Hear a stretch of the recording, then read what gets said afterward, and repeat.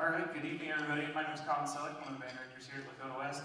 Welcome to the Percussion Ensemble concert. We're really excited to have you.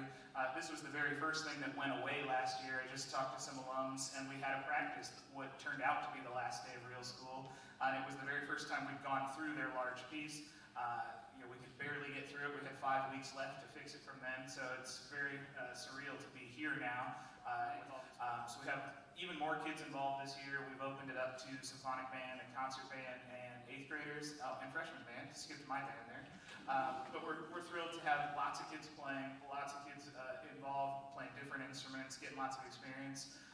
Tonight I don't have much to do because Mr. Hurst, our percussion director, has done a great job with these kids. Also James Erickson, who works with them, has done a great job teaching them about technique, about the drumline stuff that you'll see tonight. So I get to be an audience member with you. Just a couple of things. We want to thank our administration, Ben Brown, all the assistants here, James Stallings at freshman school, our super supportive school board. Linda O'Connor has been to a lot of our events the last couple of weeks. Most places haven't done anything recognizable as real band this year. And other than really goofy spacing and the funny masks they're wearing, we think this looks a lot like a regular percussion ensemble concert. So I'm going to hand it over to Doug Hurst, and please sit back and enjoy the 2021 Percussion Ensemble concert.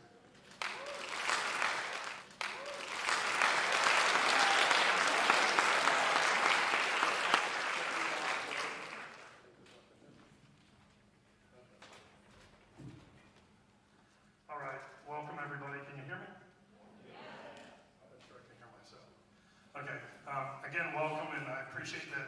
This is a way bigger turnout than I expected, to be honest with you, just because of everything we've been fighting against as far as getting people in here and being able out to see us play. So appreciate that you've all come. Saw a lot of alumni that came in. I appreciate that. Saw Mr. Carr. Thank you, Mr. Carr, for coming. Mr. Rasick is here. If people don't know, I've had the pleasure of, I met Tom Rasick in '96. So we are both old now, and I am glad I can say that. And I've known him for years. I taught him in high school, and then unfortunately I went to college with him, which was maybe one of the worst times of my life, but I made it through, thank you. And also I wanted to just add that Mr. Rasick, I'm close with him and his family, and we did our junior recitals together in college and had a great time, and I couldn't have asked for a better person to go through school with and actually do a recital with. So I appreciate that he's here.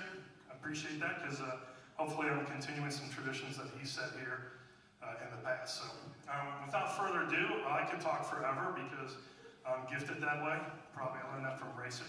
But for the most part, we're going to go ahead and get this thing started and do the best we can tonight. I just want to remind everybody on a couple things, and that is one, these are your, I told these folks, but these are your children, these are your schoolmates and stuff like that, and I believe in music appreciation. So as we go through tonight, please show your appreciation for all the pieces. Feel free to applaud when you feel it's necessary. I'm okay with that, and I think that they should be rewarded for the fact that they put in a lot of time. A lot of people down here play sports. A lot of people down here have been doing the musical. A lot of people are just trying to get through life, and we've had a lot of people out because of COVID, and we're actually missing one tonight. So as far as that goes, we're trying to fight through things, but this is our attempt at getting back to normalcy and having a good time. So without further ado, we're going to go ahead and start off with a little prayer, so if all you folks can come up and jump on. I do want to tell you real quick about a little prayer. This is a piece by a woman named Evelyn Glennie. She was inducted into the Percussive Art Society Hall of Fame. She's really one of the few, I think one of two, female artists who has been able to maintain and survive with a career, just a solo career for, I think it's like 30, 40 years now. So here's the really impressive part about her. She wrote this piece when she was 13. She also wrote this piece while she was going deaf. And she's now profoundly deaf, which if you don't know what that means, it just means she literally can't hear anything. There's different levels, obviously. Some people can hear a little bit. She can't hear anything. So these are memories from her childhood. This is part of prayers that she would say before she went to bed at night. This is part of the dreams that she would have. And it's a really soft tune, and these kids have done a great job getting this thing up and running. So I encourage you to, at some point during the song, close your eyes and take one of your senses away. Obviously, not your ears racing, okay, because you got enough trouble. But close your eyes and just listen to the music once in a while with one of your senses going, just for a little bit of it and stuff like that, and kind of understand what maybe it'd be like to not have one of your senses. But anyway, this is a little prayer by Evelyn Glenn.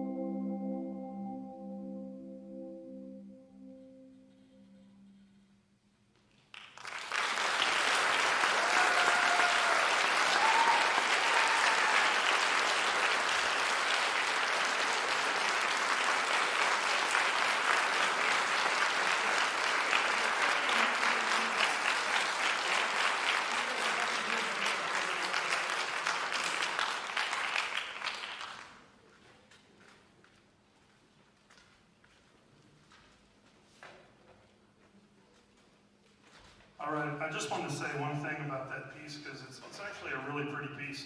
And I gave that to these kids where we went on spring break, so they've only had it, I can't even remember now, I guess we were on spring break just right at the end of March, so they've really only had it like 4 weeks, maybe 5 weeks at this point. So they did a really great job, and I appreciate the help they did on that, or the work they did on that, I should say.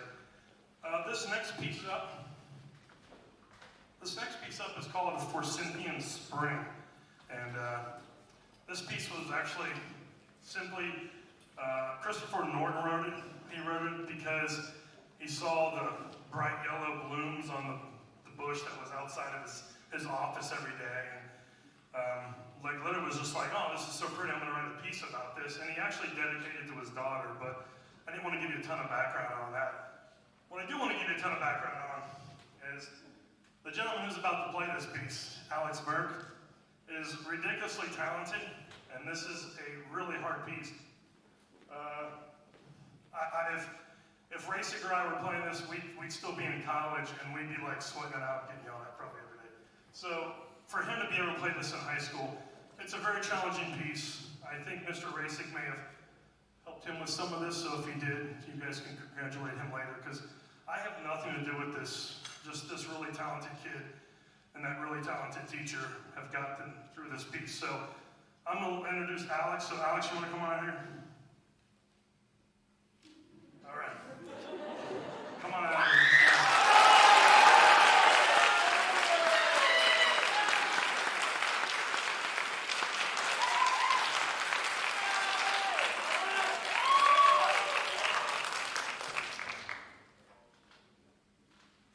All right, so I'm going to turn it over to Mr. Merk here for a second, and this is Forsynthian Spring. All right.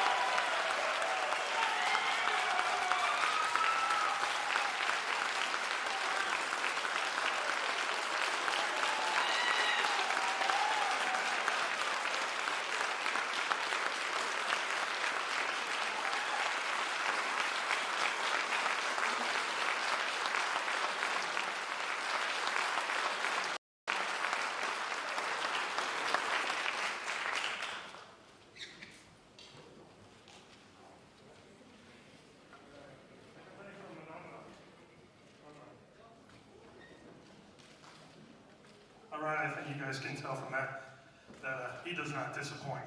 So he's like I say, that's a ridiculously hard piece.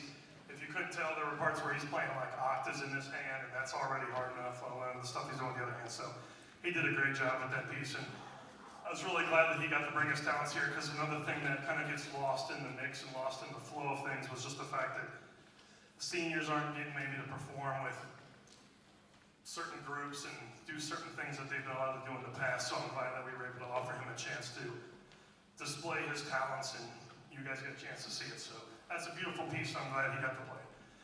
This next piece, as we set up for it, we're going to play Mah-Na. And if you don't know anything about this piece, Jim Henson, who's the Muppet guy, brought this to the Ed Sullivan Show with his Muppets years ago, 1969. Before Racing says anything, yes, I was born back then. So, sorry, Tom, so he brought it to Ed Sullivan Show. Everybody loved it. And in 1976, when the Muppet Show actually debuted on TV, this became kind of a standard. So if you ever have seen the Muppets, you've probably seen them doing a lot of jumping around and goofy stuff to this song. So give us a few more minutes to get set up, and we're going to play Mah-Na.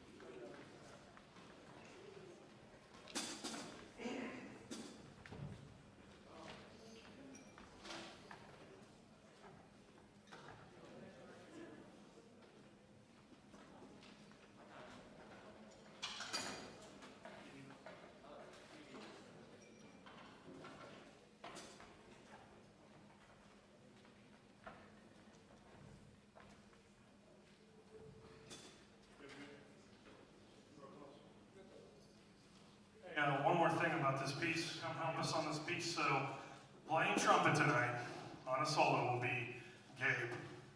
Gabe, come on out here. Come on out here.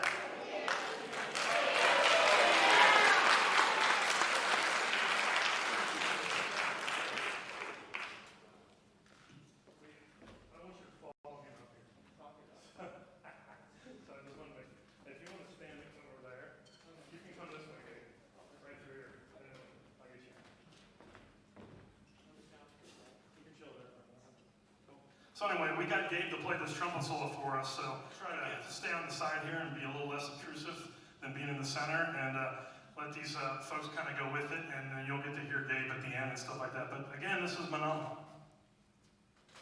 This is Mah-Na.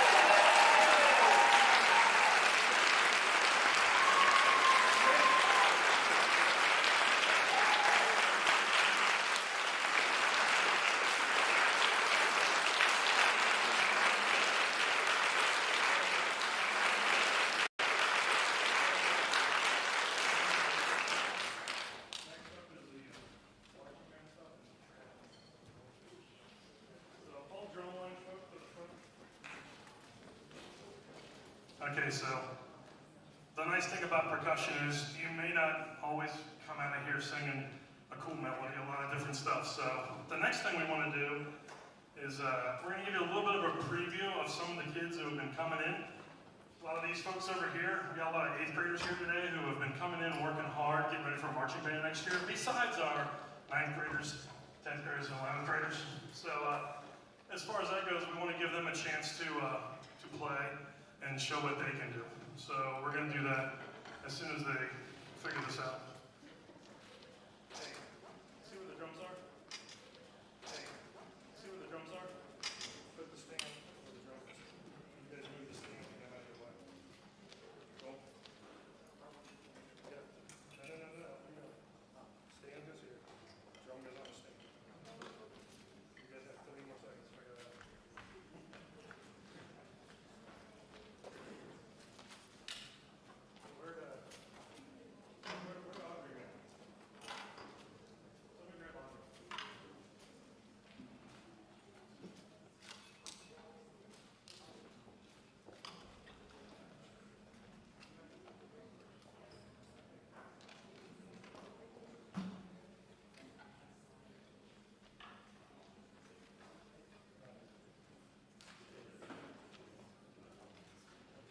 I have the chance, and they're setting us up.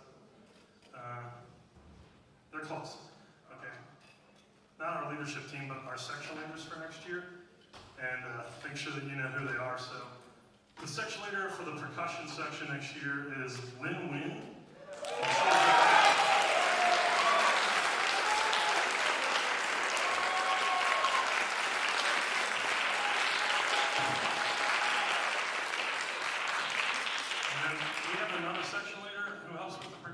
Also, so we have 2 percussion section leaders, and that is Audrey Green.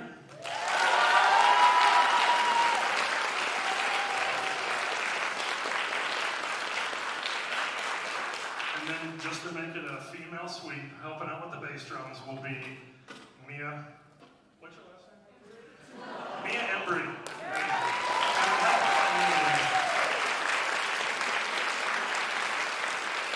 So I wanted to make sure I introduce these ladies and so that you know who they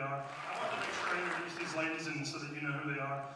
They definitely earned my trust. They definitely earned the trust of these kids, and they've worked super duper hard to achieve the spots that they've achieved. So I've had many female section leaders in the past years, but this is probably the first time I've just had it where it's all ladies across the board and stuff like that. So again, thank you, Lynn. Thank you, Audrey. Thank you, Mia. And real quick, are you guys ready to go down there? Anybody? Okay, so look. That's good. So we're going to demonstrate a couple things for you. In case you don't know, the marching band thing takes a whole nother turn, and we spend many, many hours.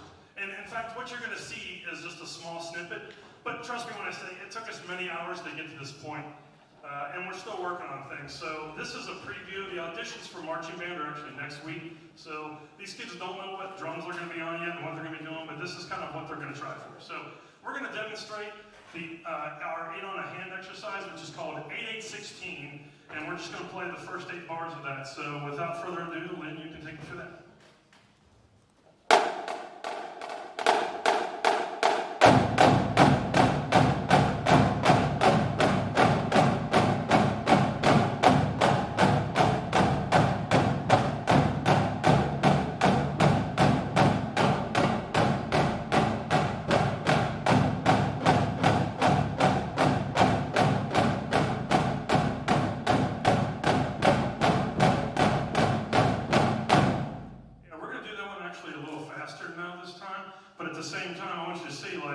That seems pretty easy, right? I probably could grab 4 of you out of the stands and make you do that, but we're trying to develop some other things that are skills and chops and how we play certain styles. So not as easy as it may seem or look. So we're going to do that again just a little quicker. How about here? Yeah, let's see it.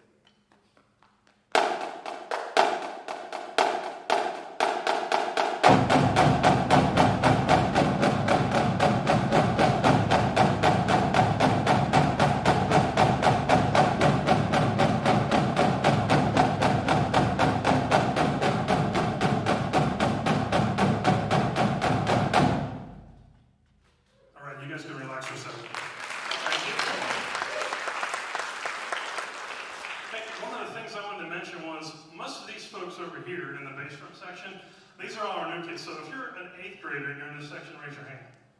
8th grader. So 4 out of these 5 folks over here raise their hand. And look, they're working super hard and stuff like that, and obviously, hopefully one day they'll be sitting in the seats that a lot of our alumni here are, and they hear it all the time from me, but it's folks like you who have like paved the path for these folks to come in and hopefully have a really great standard set so they can live up to what you guys have done in the past. So they can live up to what you guys have done in the past. So they're working on it, they're working hard. So we're going to move on to another exercise that we can show you. This one's called interbeat, and it's going to define accents and taps. So we're going to have our accents at one height, our taps at another height, hopefully, and we're going to display that for you. We're going to do 8 measures of that exercise too. How about we go?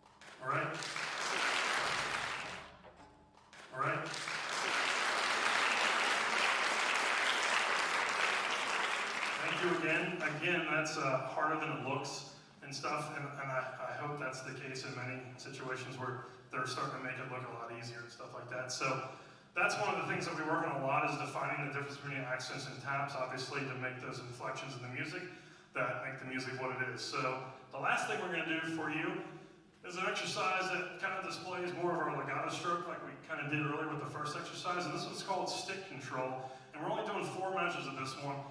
It basically has a check pattern that we use for 1 measure, straight 16ths, and then it goes into a pattern for the next measure. Then we come back to the check pattern, and then we're going to show up with a new pattern. And it actually goes that way for about 12, 16 bars, something like that, but we're just going to demonstrate the first 4. So here we go, stick control. This one's a little slower than normal. How about here?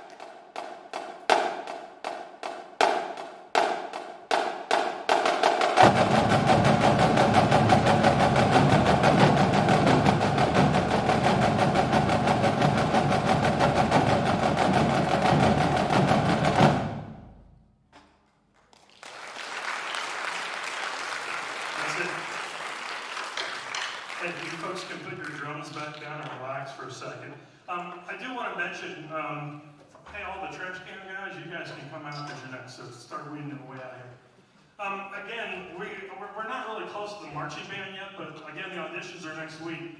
So a lot of these folks are working on that, which is kind of why we only limited ourselves to a few measures, just because there's involvement over here that we just can't do with anybody just grabbing a drum. So a whole bunch of split parts, if you know what I'm talking about there. So we kind of had to limit what we could do, but you got an idea.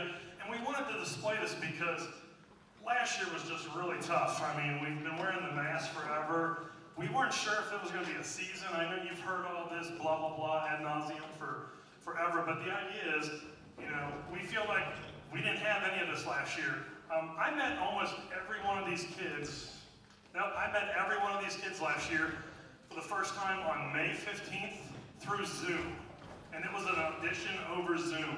And it was probably the most hideous thing I've ever had to do, just because there's no personalizing of anything, and you're trying to watch kids play with their computers glitching and my computer glitching and all this other stuff. So this is what I mean when I say it's nice to be back to some normalcy, where we practiced a little bit in April to get ready for the stuff in May, which did not happen last year. So appreciate you folks staying around and doing all that. And again, that was the marching band, hopefully preview for 2021 next year. So again, thank you guys for doing it. Hey, this next group that's coming up here, this is a cool piece called Trash Can-Certo.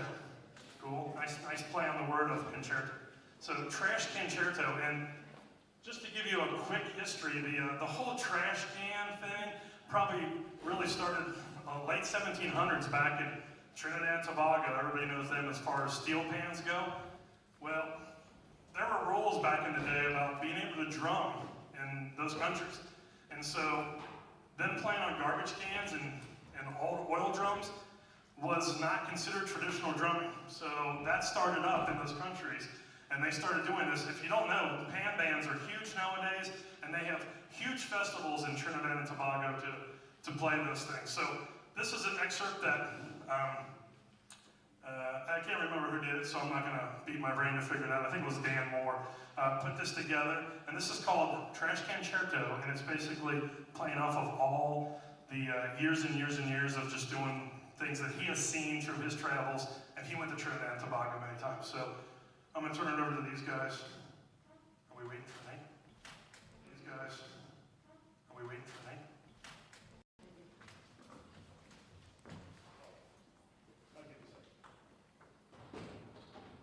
Whatever you do, don't look at Nate. He gets embarrassed easy. All right, so again, Can-Certo.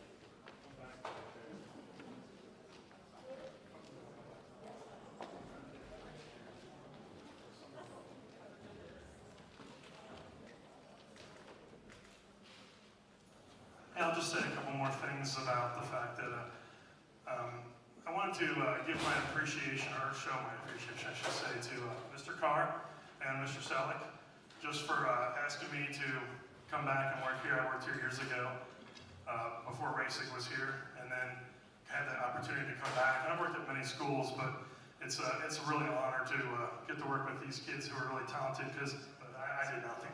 So Mr. Celek helped them with that during the day and gets a lot of stuff ready. So even though he said he's not doing a lot tonight and stuff like that, he does a ton for us.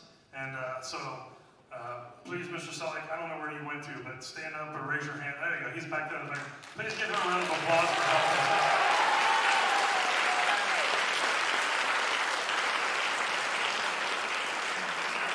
Without mistake, I know that he's just tired of me, because he probably just comes in almost regularly in the morning, and there's just an email from me that says print, and I usually forget the word please.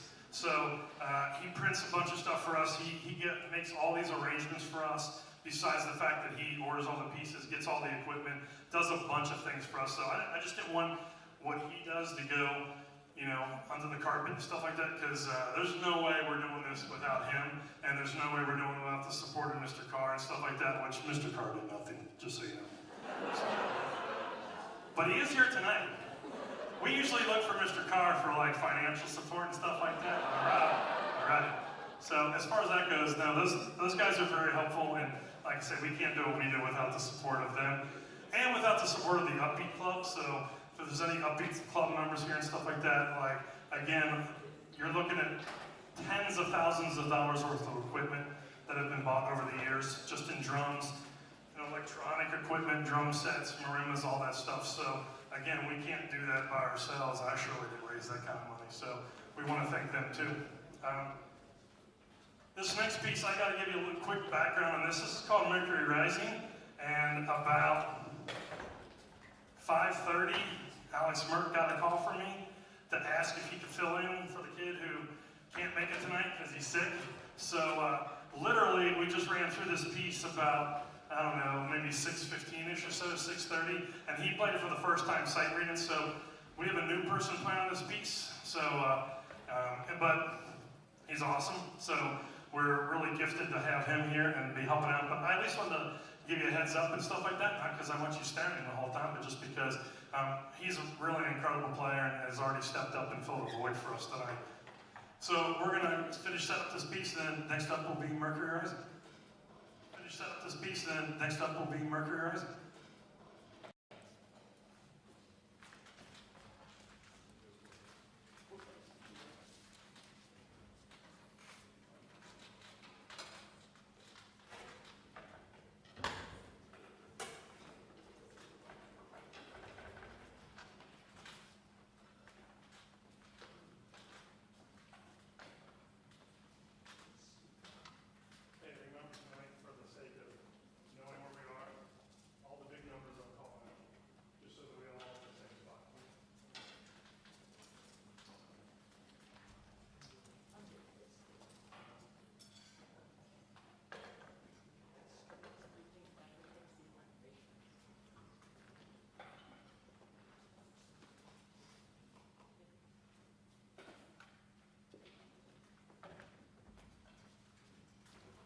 I guess I did forget to explain one thing about this piece.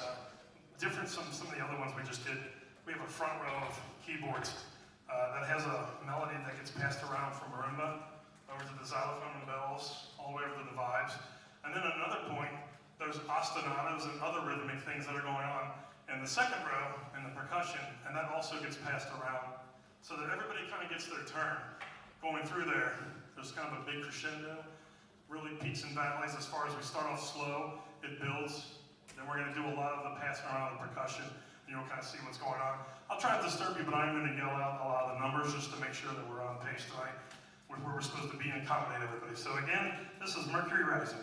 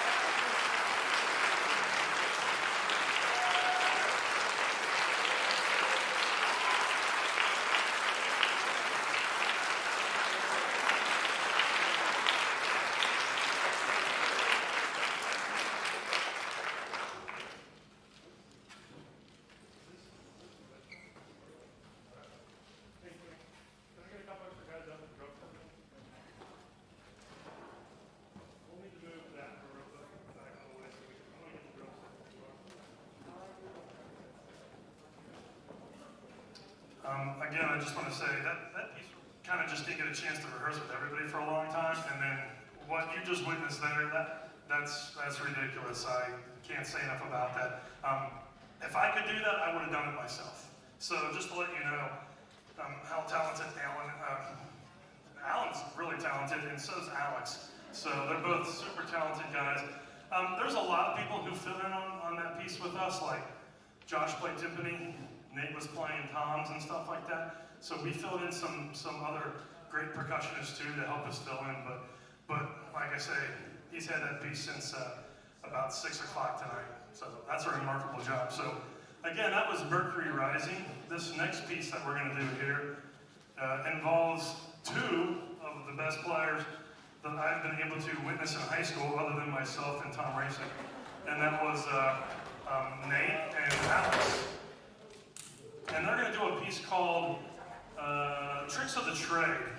And this is kind of interesting. They're both going to get a chance to lay down some ostinato type of things while the other person solos. Well, during the solo, it gets pretty complicated, and there's a lot of syncopations, a lot of rhythms that kind of are flowing over the top of each other, and some of it may make sense, and some of it may not make sense, but just realize they're both super talented. This is a really tough piece. Again, I'd love to take credit for helping these guys with this, but this is just what happens when you get two kids who are masters at their instrument and can just pull something like this off really easily. So I'm going to move my stuff there, Nate, and then we'll let these guys finish getting set up. And this is again called Tricks of the Trade. Guys finish getting set up, and this is again called Tricks of the Trade.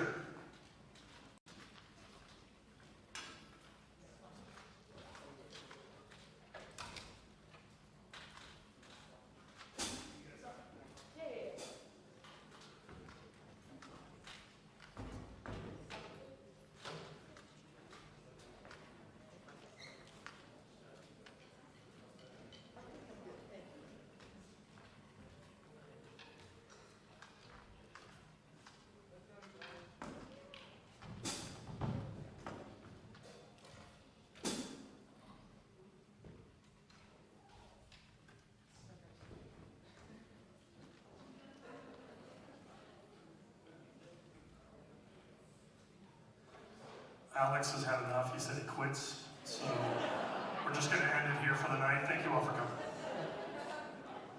I'll be right back. Actually, Racing, you're up. You got this. No, sit down. Just sit. Again, Tricks of the Trade. Here you go.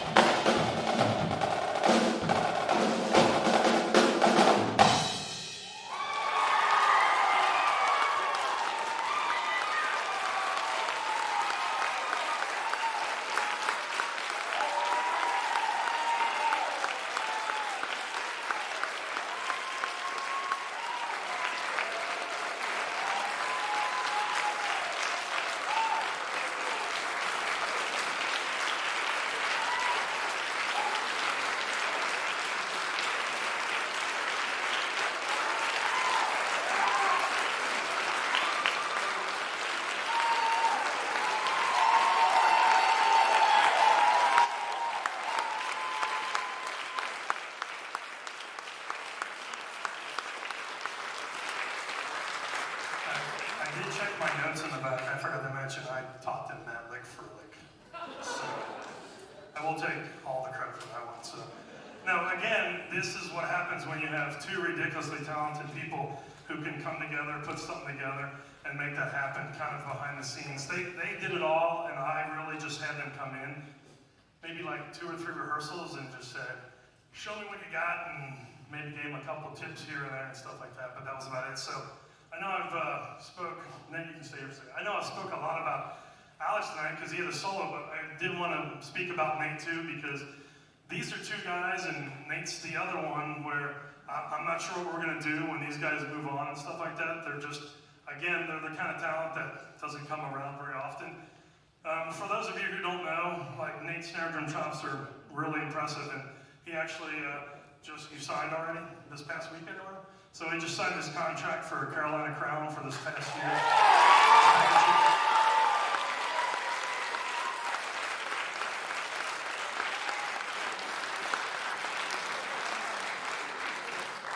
You guys can go ahead and set up for Metheny.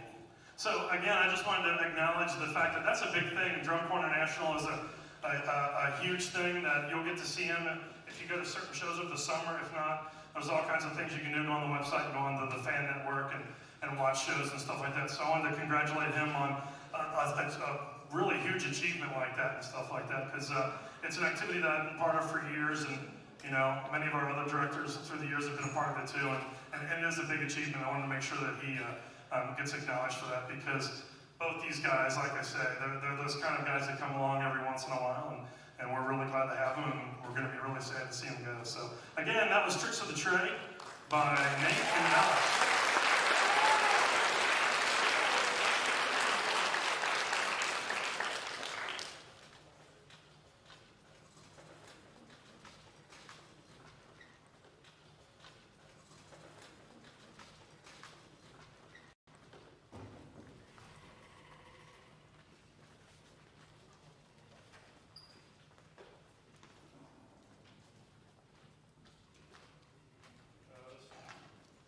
Sorry, there's a delay. I'm not smart enough to figure it out yet.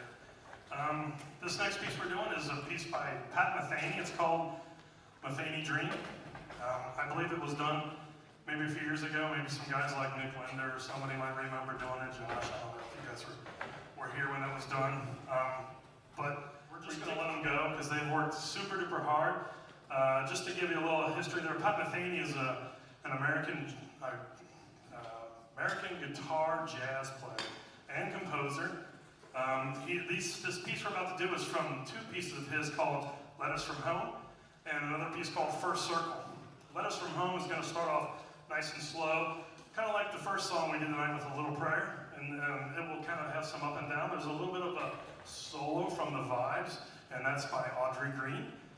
And then it's going to go into the First Circle part of the song, and that's when it gets ridiculously hard, because First Circle is just intertwined measures of 12/8 and 10/8 every other bar.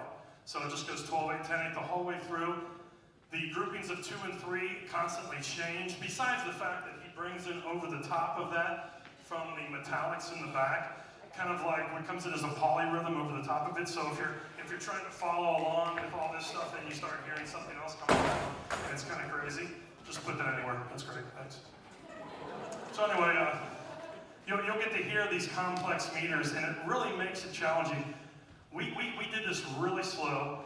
We had to take a lot of time just to get everybody up on it. It's a really hard piece, even at the college level. And luckily, this is a super good group of people, and they've done a great job. So I'm going to let them do it. I'm going to get the heck out of the way because I want them to be able to just display their talents and stuff like that. So give us a few more minutes, and we'll get set up. This is Metheny Dream.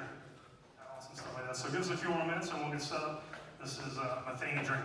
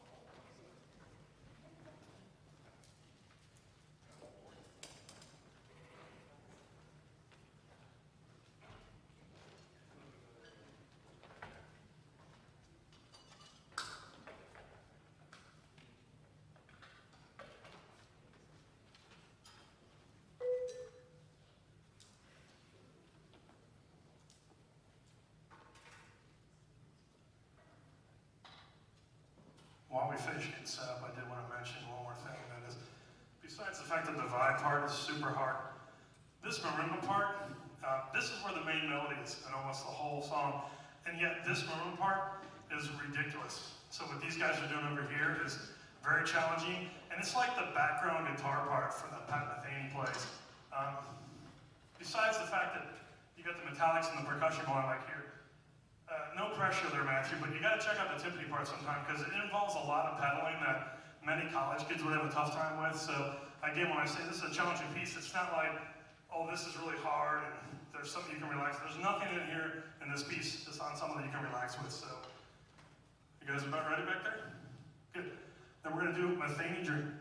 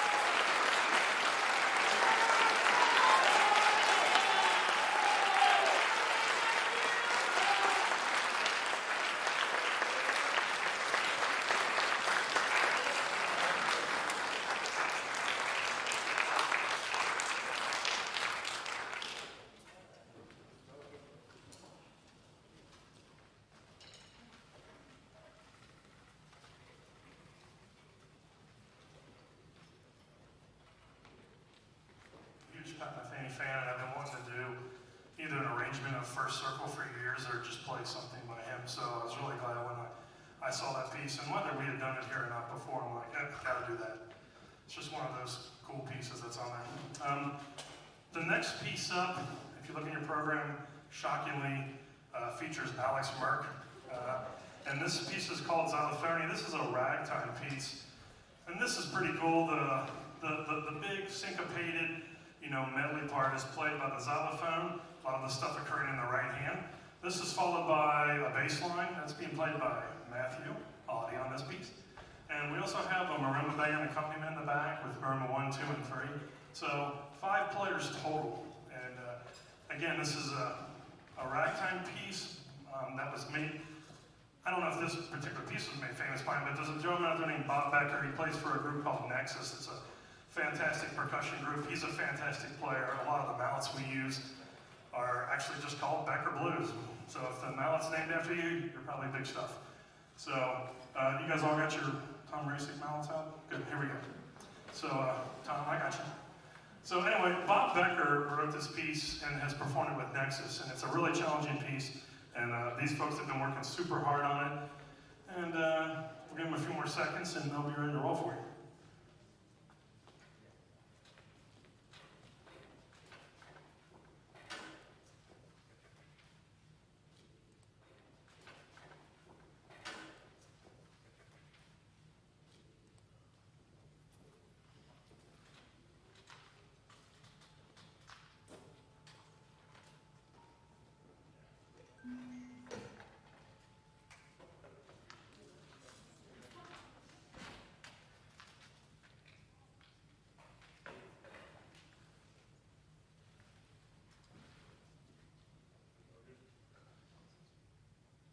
All right, so without further ado, this is Alex Merk playing the lead xylophone part on Xylophonia.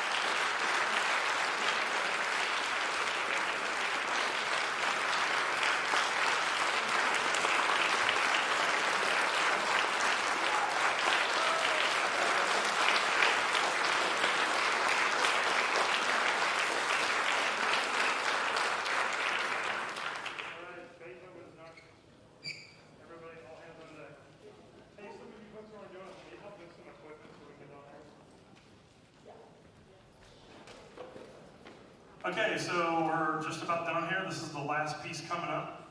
I hope the variety has been pretty cool. We've done everything, I think, from nice melodies, appreciate that, techniques in playing anything from a garbage can to a marimba to a keyboard to a drum set to whatever. So it's cool for them to get to run the gamut and not just be stuck on the same thing all the time. So this last piece we're going to do is, it's called Beethoven in Havana. So if you can believe it or not, this arrangement is by Brian Flack. And basically, to make things simple, they just took a Beethoven piece from Symphony 7 and crossed it with some Afro-Cuban, because why not? So the thing that really makes it interesting is just, I think, the meshing and kind of going outside the box and putting different things together. So I think you guys will really dig this piece. It's not your traditional Beethoven. It's got a little bit of a kick to it. We are missing one player in this, but it's in the percussion section, and I think most of you won't even notice and stuff like that. So give us a few more seconds and we'll be ready to roll. Won't even notice and stuff like that. So give us a few more seconds and we'll be ready to roll.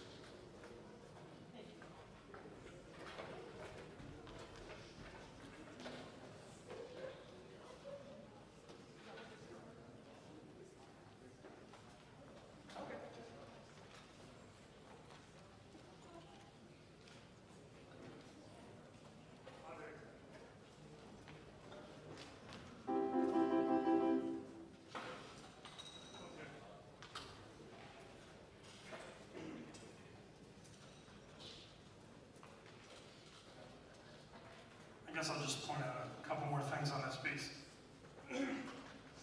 Just because of some people just aren't at school because they were doing homeschool stuff. So we had some people fill in. So on this piece, we've added Connor Koenes?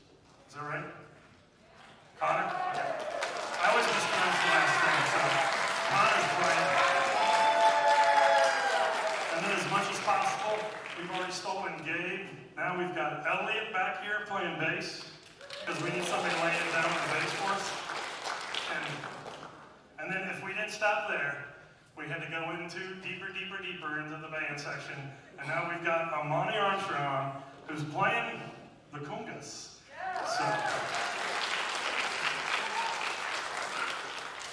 this really, I wish I could say it was something where like, man, Amani's just the best player I've ever seen in my life. She just came to so many of our practices and helped out so many people with their parts that when I needed an extra person, I was just like, we're just gonna ask Amani to do it. So she was just always here. I think she lives here. I think she told me one time. So for the most part, she's helping out. We were really grateful to have her on there. So, almost ready? So a few more seconds and this will be Beethoven in Havana. So a few more seconds and this will be Beethoven in Havana.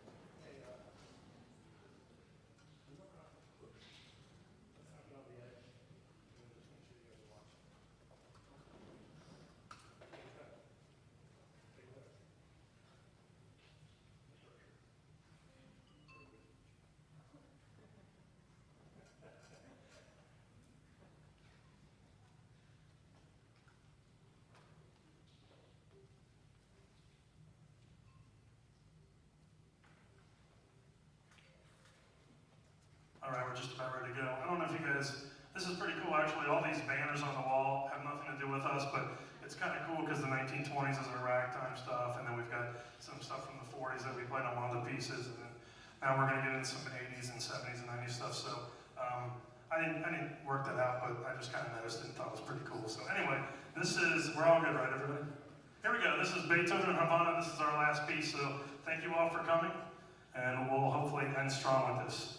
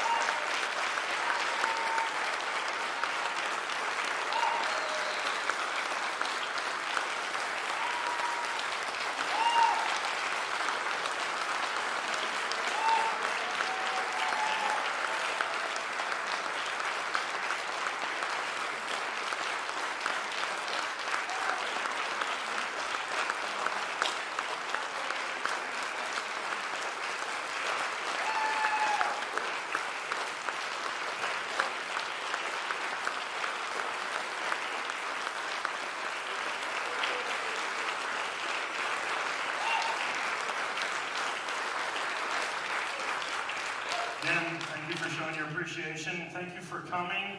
I was really glad to be able to be part of this, experience these kids, work with these great directors, and meet all the parents. And I hope that you guys will come back and join us in the fall when we bring out the Drumline, and you'll get to see, hopefully, where it's come from what you just saw now, maybe what your kid does at home, which is probably driving you crazy, to what we're going to do in the fall when that all happens. So again, thank you all. Students, thank you all, and stuff like that. And other than that, drive safe, have a good evening, and thank you all for coming. All right, take care.